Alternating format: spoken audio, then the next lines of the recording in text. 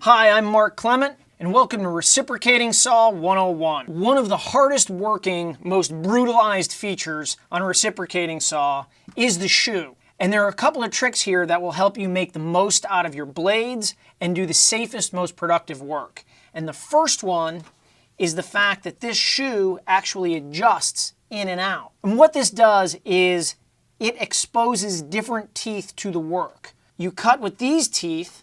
What you can then do is move the shoe back, readjust. Now you've exposed new teeth.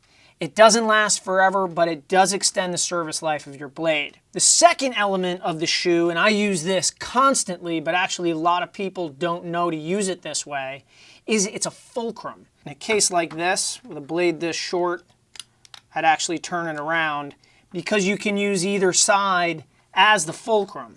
And by pressing the shoe down onto the work, what this is actually going to do is minimize the likelihood that I knock this tip into something and bend it over.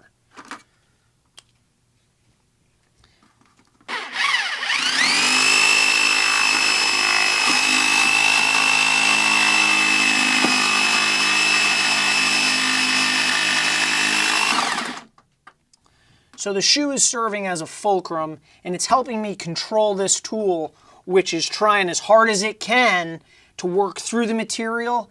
And if I'm not stronger than the tool's force, the tool's going to want to move. And that's the third way that I get the most out of the shoe.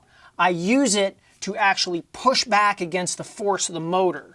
So if I had to make a long cut to dismantle this shed, or even I've used this in metal awnings, what I would then do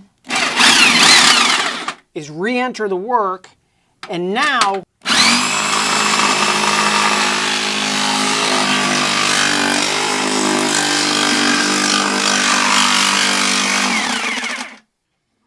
so what I did there is I pressed the tool down with sufficient force to resist the reciprocating action of the motor.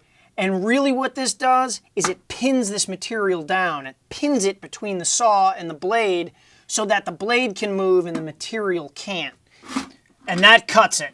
Thanks for watching Tool School.